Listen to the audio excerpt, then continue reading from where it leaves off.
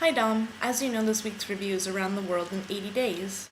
Before I begin the review, I should mention a couple things. First of all, I'm really busy this week, so I may be jumping from different locations and from different times of day, which is fitting considering the subject matter of today's review, but just ignore it. The second thing I should mention is that reading this book for the purposes of this review is probably the first time I've read it in about 5 years. As a result, I had a very different idea of the book going into it than I do now. Now Dom, I should ridicule you for saying that you read this book when you've only read a comic book version of it. But as someone who considered the Great Illustrated Classics version of Pride and Prejudice as good enough until about 4 years ago, I can't help but feel that that would be slightly hypocritical of me.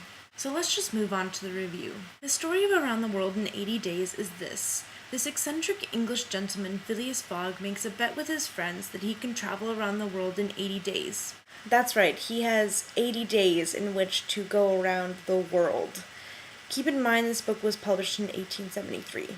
The bet is for £20,000, which, according to Wikipedia, is worth £1 million today. Hey Dom, I bet you $1 million I can get around the world in less than 80 days. Come on, let's do it. The people who accompany him on this journey are his butler, Passepartout, an Indian woman named Ayuda, and a detective called Fix who tails him on his travels around the world, thinking he's actually a bank robber. The whole book is therefore in a constant state of motion. Phileas Fogg is constantly jumping from trains to boats to sledges, trying to get back to London on the 80th day. Now, when I was a kid, I loved this book. I just thought it had such a sense of adventure and suspense. You were never quite sure if Phileas Fogg was going to make it in time. And those aspects of the book still hold up for me even now. However, going back now and rereading the book, there are some things that I didn't notice before that are quite unsettling. The first of which is the fact that Phileas Fogg as a character is really, really boring. I mean, this guy does basically nothing throughout the entire book.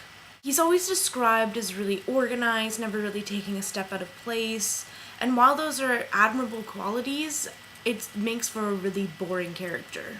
It's just like, dude, you're on a trip around the world. I mean, I realize you're trying to win this bet, but can't you do more than play cards on a train all day? The second thing I disliked was the superior attitude the author seemed to be taking towards various places in the world.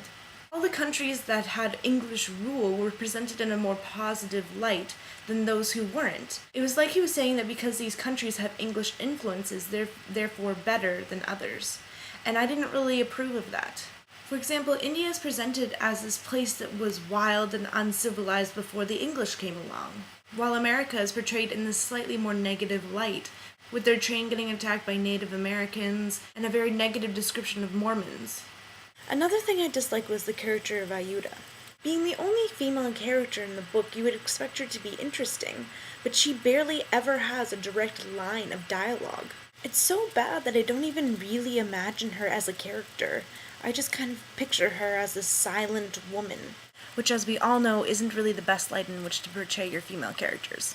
Literally, the first time she talks in the book is when she and Phileas Fogg decide to get married, and it's described as this beautiful, magical love that blossomed through India and developed through America, and really, they hardly ever even talk on screen. It's just stated they have conversations and what the subject matter of those conversations were. There isn't any actual dialogue between them. So my question is, how did these people fall in love? Seriously. Going by the descriptions in the book, this is what I imagine a conversation between them to be. Hi, I'm Phileas Fogg. I just rescued you from a horrible fate in India. Will you come with me on my journey around the world? At least until Hong Kong, where apparently you have relatives?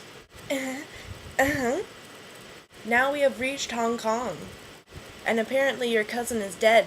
Will you continue on to Europe with me? Oh! That being said, my favorite part of the book is probably when they rescue Ayuda. Phileas Fogg and Passepartout don't even know Ayuda at this point, and yet they decide to risk their lives to save her from being burnt at the stake with her dead husband. It's this weird Indian tradition. I don't know. Rescuing Ayuda is probably the most interesting thing Phileas Fogg does, so that's probably why it's my favorite part in the book. I also really like the ending. I don't know if I should tell you the end or not, but spoilers! So they get back to London and they think they've lost the bet. They've arrived like half an hour after the stated time, and Phileas Fogg is now ruined. Then he and Ayuda have their confession of love thing. And Passepartout is sent for a priest to marry them. At which point he comes back and is all like, "Oh my god, you guys can't get married tomorrow because tomorrow's Sunday." Saturday is the day Phileas Fogg was supposed to arrive.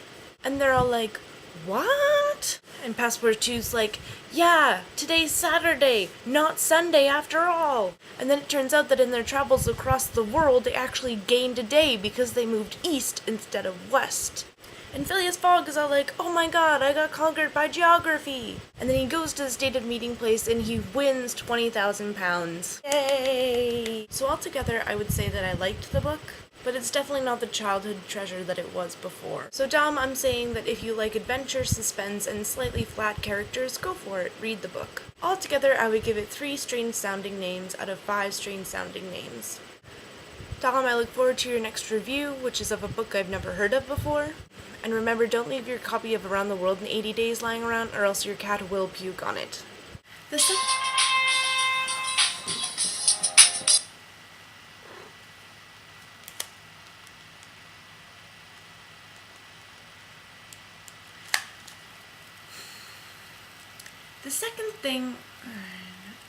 second thing I disliked was the